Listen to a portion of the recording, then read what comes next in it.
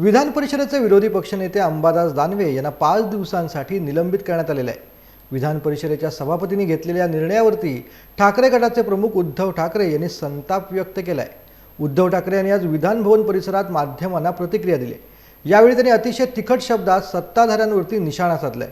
विधान परिषदेच्या विरोधी पक्षनेत्यांना एक षडयंत्र रचत निलंबित करण्यात आल्याचा आरोप देखील यावेळेला उद्धव ठाकरे यांनी केला आहे।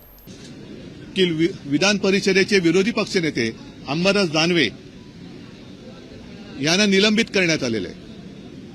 खरं पाहिलं तर एखादा प्रस्ताव आल्यानंतर माझ्या बाजूला दोन्ही ज्येष्ठ विधिमंडळातले माझे सहकारी आहेत। एखादा प्रस्ताव आल्यानंतर त्याच्यावरती चर्चा करणं हे गरजेचं असतं।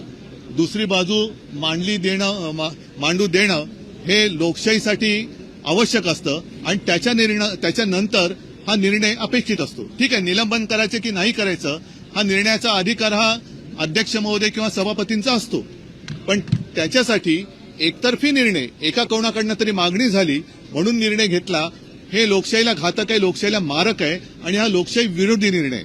खरं म्हणजे अंबादासनं सुद्धा बाजू मांडू देण्याची एक वेळ द्यायला पाहिजे होती, ती दिली गेली नाही।